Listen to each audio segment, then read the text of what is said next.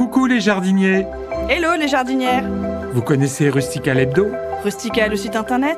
Eh bien maintenant, écoutez Rustica! Avec ses nouvelles séries de podcasts. La permaculture, c'est bon pour mon jardin d'agrément. Les principes de la permaculture ne se limitent pas au sol potager, ils peuvent aussi s'appliquer à l'ensemble du jardin pour le bien-être de ses usagers, de la flore et de la faune, mais aussi de la planète. Fondée sur l'observation du fonctionnement des écosystèmes naturels, la permaculture ne couvre pas seulement les techniques de jardinage biologique utilisées au potager. Une très large médiatisation de ces dernières années pourrait cependant le laisser croire, mais il n'en est rien puisque ces principes concernent aussi la conception de nos espaces de vie au jardin et plus encore nos habitudes de production et de consommation. Alors concrètement, jardiner en permaculture consiste à mettre en place un environnement résilient et durable dans lequel les plantes cultivées par l'homme, tant potagères qu'ornementales, se développent harmonieusement à moindre coût énergétique et financier. Pour comprendre comment nous en sommes arrivés là, il faut revenir à la fin des 30 Glorieuses. À l'époque, les chocs pétroliers provoquent une réflexion quant à l'usage des énergies qui ne sont pas renouvelables à l'infini. Le monde agricole est directement concerné. Comment produire mieux tout en économisant les ressources naturelles, mais aussi en bénéficiant d'énergies produites à partir de ressources nouvelles comme le vent ou le soleil. Aujourd'hui, et dans un contexte environnemental dégradé, il est impératif d'étendre les principes vertueux de la permaculture à l'ensemble du jardin et non plus de les cantonner à la seule culture des légumes. C'est ainsi qu'en plus des notions d'agriculture biologique et d'agroécologie mises en œuvre au potager, des notions d'écologie, de paysage, de pédologie, qui est l'étude des sols, et même de philosophie entrent en jeu lors de la création ou la métamorphose d'un jardin d'agrément.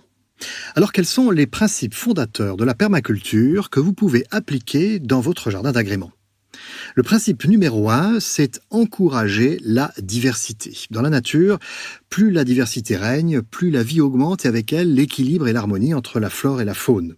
En permaculture, la multiplication des écosystèmes et des biotopes se traduit non seulement par un jardin plus varié, donc plus attrayant, mais aussi par une régulation naturelle des parasites et des maladies. Aussi, bannissez les monocultures, que ce soit pour composer une haie séparative, en optant par exemple pour un assortiment d'arbustes à fleurs attirant les insectes pollinisateurs, mais aussi des espèces à baies utiles aux oiseaux. Côté pelouse, écartez tout mélange de graines se limitant à seulement 3 ou 4 graminées et optez pour des mélanges comprenant des graminées bien entendu, mais aussi des fleurs annuelles et des vivaces qui métamorphoseront votre pelouse en prairie fleurie. Dans vos massifs de fleurs, mélangez les plantes annuelles, les plantes bisannuelles et les vivaces, mais aussi quelques arbustes. Quant au potager et au verger, plantez des variétés locales et mélangez-les pour échelonner et diversifier les récoltes. Enfin, aux côtés des espèces horticoles et ornementales qui embelliront votre jardin, laissez la part belle à la flore locale et spontanée, tant arbustive que florale. Vous pourrez ainsi délimiter des zones protégées, sauvages et peu fréquentées pour encourager les espèces locales, dites aussi espèces indigènes, à s'installer ou à se réimplanter dans votre jardin. Le principe numéro 2 consiste à privilégier les engrais 100% naturels. Dans un jardin, les végétaux ont besoin d'éléments nutritifs pour se développer, fleurir et produire des fruits. Alors habituellement, le jardinier apporte ces éléments fertilisants sous la forme d'engrais conditionnés en granulés.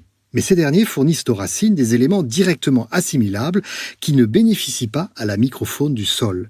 Il faut donc leur préférer des engrais dits organiques d'origine animale, comme le fumier, la corne broyée ou la poudre d'os, ou d'origine végétale, comme le compost ou le purin d'ortie.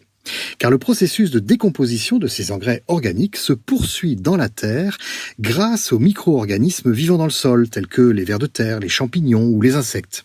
En permaculture, il s'agit non pas de nourrir les plantes, mais d'encourager la fertilité naturelle d'un sol afin qu'elles y trouvent ce dont elles ont besoin pour croître et fructifier. Parfois, il est même recherché un refus catégorique d'intégrer des produits extérieurs au jardin, ou qui ne sont pas naturellement présents dans le sol. C'est le principe du zéro intrant que l'on applique également pour les pesticides et pour les fongicides. Bannir les pesticides, justement, est le principe numéro 3.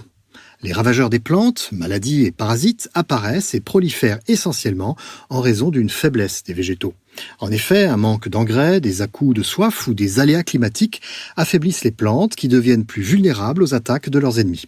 En permaculture, et plus encore que pour les engrais que nous venons de voir, le principe du zéro intrant est donc la norme.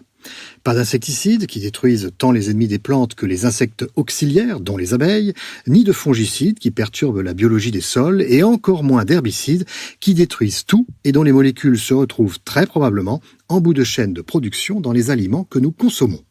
Afin de lutter contre les ennemis qui pourraient se présenter, seules sont admises les méthodes préventives comme les associations de plantes répulsives, les pièges à phéromones, les pièges mécaniques tels que les bandes engluées et l'application de solutions à base de plantes ou d'huiles essentielles. Quant au principe numéro 4, il consiste à limiter le travail du sol. En permaculture, le traditionnel labour, qui consiste à retourner une épaisse couche de terre, est banni au profit de l'ameublissement tout en douceur du sol. Le principe fait d'ailleurs l'objet d'un podcast que je vous invite à écouter ou à réécouter. En résumé, de quoi s'agit-il ?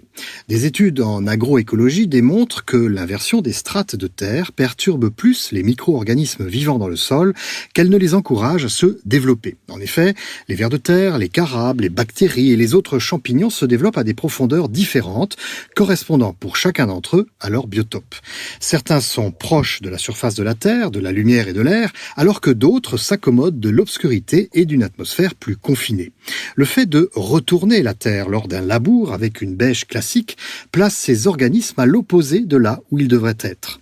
Ce qui les oblige à retrouver leur strate d'origine au prix d'une énergie qu'ils consacrent à se déplacer plutôt qu'à transformer la matière organique en humus.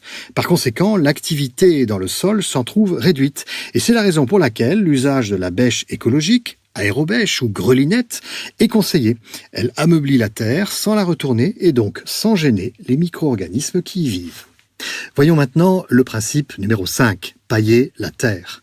Le paillage du sol consiste en permaculture à ne jamais laisser 1 cm² de terre à l'air libre. Alors cela présente plusieurs avantages. En premier lieu, cela limite l'apparition des herbes indésirables en plaçant les graines à l'obscurité totale et en les empêchant de germer. Celles tombées sur le paillis, quant à elles, ne trouvent pas de substrat propice à leur germination.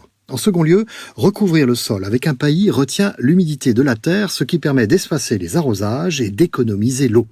Ensuite, le paillage enrichit considérablement la terre car les matériaux utilisés et déposés sur une épaisseur d'environ 5 à 10 cm sont d'origine végétale et naturelle. C'est donc de la matière organique qui bénéficie directement en se décomposant aux racines des arbustes, des fleurs et des légumes qui sont plus vigoureux et plus résistants à leurs ennemis.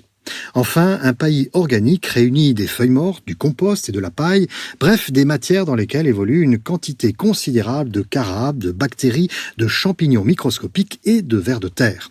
En plus de transformer la matière organique en humus, ces organismes ameublissent, aèrent et décompactent la terre du jardin grâce au réseau de galeries qu'ils creusent pour pourvoir à leurs nombreuses activités. Tenez, prenez les vers de terre par exemple. Ce sont eux qui, grâce aux allers-retours qu'ils effectuent dans le sol, acheminent les éléments nutritifs de la surface de la terre vers les profondeurs du sol et donc vers les racines des végétaux. Et cette activité, elle est parfaitement visible à la surface de la pelouse par exemple. Vous savez, cela se traduit par l'apparition d'étranges tortillons de terre que l'on appelle des turicules. Enfin, le principe numéro 6 consiste à recycler et à composter les déchets verts. Dans la nature, les déchets d'origine végétale, comme les feuilles mortes, les branches, les fragments d'écorce et même les fruits gâtés tombés au sol, produisent de l'humus qui enrichit la terre et nourrit les végétaux. Ce cycle vertueux de la transformation des déchets végétaux en matière organique est reproductible dans nos jardins. Comment ? Eh bien, tout simplement en pratiquant le compostage des déchets du jardin, mais aussi des déchets ménagers. Pour cela, il faut installer un composteur qui permet d'obtenir sans intrants un engrais 100% naturel et gratuit.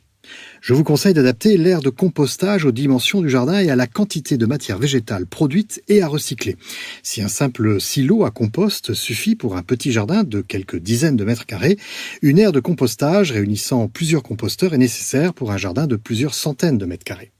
Je vous conseille de le situer dans un coin accessible du jardin, depuis les différentes zones nécessitant un usage régulier du compost, comme le potager ou la cuisine, et de veiller à ce qu'il soit toujours en contact avec la terre pour faciliter l'accès des micro-organismes aux matières végétales en cours de décomposition. Procédez ensuite par couches successives en alternant des matières ligneuses, des rameaux, des branches broyées et des matières herbacées comme l'herbe ou des déchets ménagers.